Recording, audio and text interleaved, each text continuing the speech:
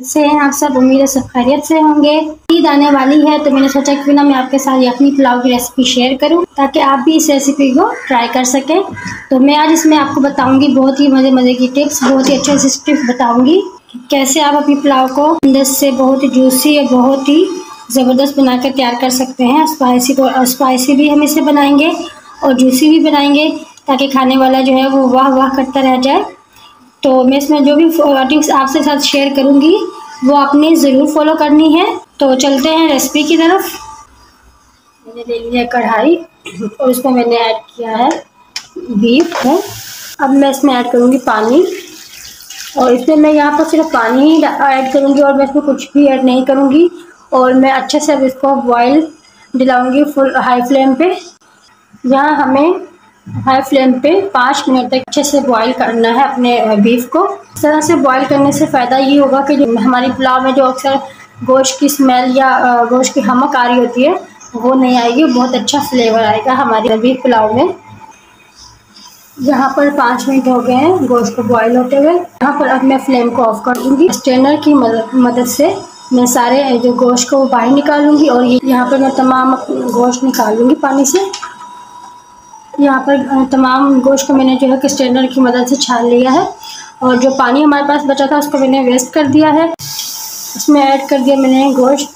अब यहाँ पर हम अपनी यखनी तैयार कर रहे हैं तो उसके लिए मैंने 3 मीडियम साइज़ की प्याज ली, उसको मोटा मोटा सा रफली कट किया है। यहाँ पर मैंने 1 टेबल स्पून सौंफ लिया है। 2 टेबल स्पून भर के मैंने साबुत धनिया लिया। 1 टेबल स्पून मैंने सॉल्ट लिया है। 1 टेबल स्पून मैंने ब्लैक पेपर काली मिर्च ली। 1 टेबल स्पून मैंने भर के ज़ीरा लिया है। यहाँ पर हाफ टी स्पून मैंने हल्दी पाउडर लिया है। अब मैं इसमें ऐड करूँगी बहुत सारा पानी क्योंकि यहाँ हमें यखनी तैयार करनी है और वही यखनी हमें अपनी पुलाव में यूज़ करनी है। यहाँ पर मैंने काफ़ी पानी ऐड कर दिया है और अब मैं इसको हाई फ्लेम पे रख दूँगी। तकरीबन 40 to 45 मिनट के लिए मैंने इसको हाई फ्लेम पे रख दिया है ताकि हमारी यखनी जो है वो रेडी हो जाए।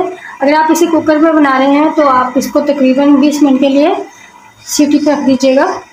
20 मिनट में आपका जो है वो गोश्त अच्छी तरह गल के रेडी हो जाएगा। लेकिन मैं यहाँ पे कढ़ाई में बना रही हूँ तो मैं यहाँ पर जो है वो 40 से 45 मिनट के लिए रखूँगी हाई फ्लेम पर ताकि हमारा गोश्त अच्छे गल के रेडी हो जाए। मिलते हैं कुछ देर बाद। यहाँ पर 45 मिनट हो गए हैं तो अब मैं गोश्त को यखनी से अलग कर लूँगी छान कर। यखनी हमारी तैयार हो गई है। 1 कप मैं इसमें कुकिंग ऑयल ऐड करूँगी। यहाँ पर मैंने 1 कप कुकिंग ऑयल लिया है। यहाँ मैं इसमें ऐड करूँगी प्याज, जो कि मैंने 3 दरमियाने साइज़ के लिए थे, उनको अच्छे से बारीक कटिंग कर ली थी। यहाँ पर हमें एक बात का ख्याल रखना है कि हम पुलाव बना रहे हैं तो हमें अपनी प्याज का कलर जो है वो डार्क नहीं करना, बिल्कुल लाइट ब्राउन करना है। तो इस बात का आपने ज़रूर ख्याल रखना है वरना आपकी पुलाव का ये लुक है वो सारा ख़राब हो जाएगा। मैं यहाँ पर आपको एक टिप बताऊँगी कि आप अपने प्याज के कलर को डार्क ब्राउन होने से कैसे बचा सकते हैं या कैसे रोक सकते हैं। मसाले ऐड करूँगी। 3 मैंने बादियान के फूल लिए हैं, 3 बड़ी इलायची, 3 छोटी इलायची, 8 से 9 अदद मैंने लौंग ली है और 2 से 3 स्टिक मैंने दालचीनी की ली है। ये मैं इसमें ऐड कर रही हूँ। यहाँ मेरे पास 1 टेबल स्पून काली मिर्च है, ये मैंने ऐड कर दी। 1 टेबल स्पून मैं इसमें ज़ीरा ऐड करूँगी। 1 टेबल स्पून मैं यहाँ पर नमक डाल रही हूँ। नमक अपने हिसाब से डालना है आपने क्योंकि हमारी यखनी में भी ऑलरेडी नमक शामिल है। तो यहाँ पर मैं लो फ्लेम पे 2 मिनट तक इनकी बुनाई करूँगी। यहाँ पर मेरे पास अदरक लहसुन का पेस्ट है जो कि मैंने 2 टेबल स्पून लिया है, ये मैं इसमें ऐड कर दूँगी। अब तो मालूम ही है कि लहसुन का पेस्ट ऐड करने के बाद हमें 2 से 3 मिनट तक लो फ्लेम पे इसकी बुनाई करनी होती है। यहाँ पर लहसुन की बुनाई हो गई है। अब मैं इसमें 1 tablespoon chilli flakes add करूँगी। इससे ज़्यादा हमें अपनी प्याज का कलर ब्राउन नहीं करना, इसलिए मैं इसका कलर क्रॉप करने के लिए यहाँ पर थोड़ा सा पानी ऐड कर दूँगी और अच्छे से मिक्स कर दूँगी। तो दही ली है, इसको मैंने अच्छे से फेंटा है और दही आप जब भी लें उसको अच्छे से फेंट के इस्तेमाल किया करें। उसमें दानेदार नहीं होना चाहिए, इससे आपकी रेसिपी ख़राब हो जाती है और दानेदार मसाला बनकर तैयार होता है। जब भी आप दही का इस्तेमाल अपनी किसी भी रेसिपी में करें चाहे वो कढ़ाई हो, चाहे वो छोले का सालन हो, चाहे वो पुलाव हो, तो उसको दही को अच्छी तरह आप फेंट लिया करें। 2 से 3 मिनट मैंने मसाले की अच्छे से भुनाई कर ली है। गोश्त डालने के बाद मैं अब यहाँ पर अच्छे से तकरीबन 20 से 25 मिनट भुनाई करूँगी।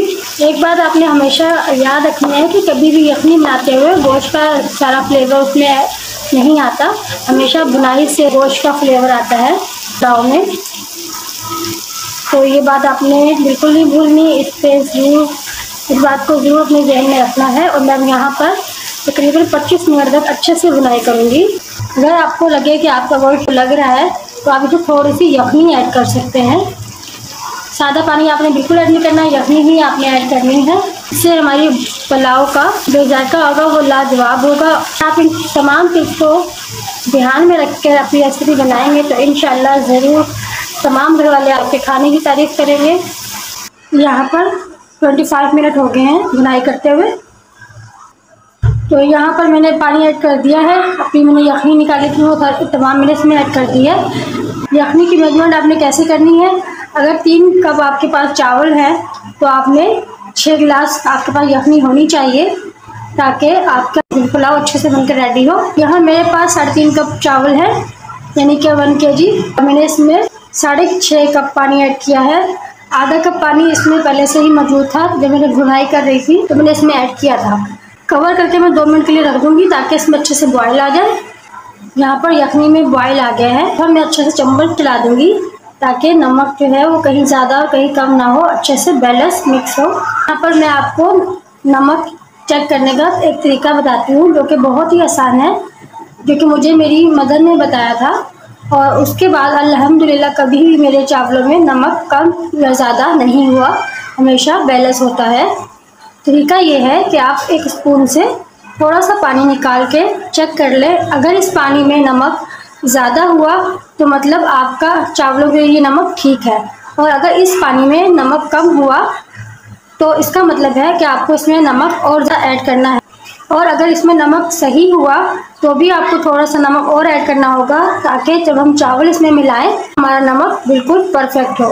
तो मेरा अभी इसमें नमक थोड़ा कम है, मैं इसमें और ऐड कर रही हूँ। यहाँ पर मैं हाफ टी इसमें और ऐड कर दूँगी। ये तरीका आप ज़रूर फॉलो कीजिएगा, इंशाल्लाह आपके बहुत ज़्यादा काम आएगा। यहाँ पर मैंने नमक डालने के बाद अच्छे से पानी मिक्स कर दूँगी। तो अब मैंने चेक किया है इसमें नमक तेज़ है। यहाँ पर जब हम चावल ऐड करेंगे इसमें तो हमारा नमक बिल्कुल परफेक्ट हो जाएगा। अब मैं इसमें चावल ऐड कर दूँगी जो कि मैंने 20 मिनट के लिए भिगो के रखे थे। बर्तन को अच्छे से साफ़ किया करें। अभी चावल का दाना तो ख़ास तौर पर भी एक दाना भी ज़ाया नहीं होना चाहिए, इससे हमारे रिस्क में कमी होती है। तो इन छोटी छोटी बातों का आप ज़रूर ख्याल रखा करें। और मैंने इसमें चावल ऐड कर दिए हैं। यहाँ पर मैंने फ्लेम को हाई कर लिया है और हल्के हाथ से मैं चावलों को मिक्स कर दूँगी यखनी में। यहाँ पर चम्मच आपने बिल्कुल हल्के हाथ से चलाना है, कहीं आपके चावल टूट ना जाए तो आपकी जो पुलाव है वो ख़राब हो सकती है। तो यहाँ पर मैंने कवर करके हाई फ्लेम पे पानी खुश्क करना है। मेरा पानी खुश्क हो जाए तो फिर मैं आपको बताऊंगी कि हमें अपने चावलों को गिलाना किस तरह से है। आप देख सकते हैं कि अभी भी इसमें पानी मौजूद है, तो हमें पानी को बिल्कुल खुश्क नहीं करना, लेकिन इतना रखना है कि दम के लिए हमें पानी को छोड़ना है, बाकी हमें तमाम पानी को खुश्क कर देना है। तो ये पानी खुश्क करने का जो तरीका है ये हमें हाई फ्लेम पे ही करना है। तो यहाँ पर हमारा पानी जो है वो खुश्क हो गया है, इतना पानी हमें इसमें रखना है। तो अब यहाँ पर मैं फ्लेम को कर दूँगी ऑफ। टमाटर का पल्प मैंने अच्छे से निकाल लिया था और मैं यहाँ पर इसमें ऐड कर दूँगी टमाटर। वैसे तो पुलाव में टमाटर नहीं डालते लोग, लेकिन मुझे अच्छा लगता है इसलिए मैं इसमें डाल रही हूँ। यहाँ हरी मिर्च को मैंने कट लगा लिया था, यहाँ ये मैं ऐड कर रही हूँ।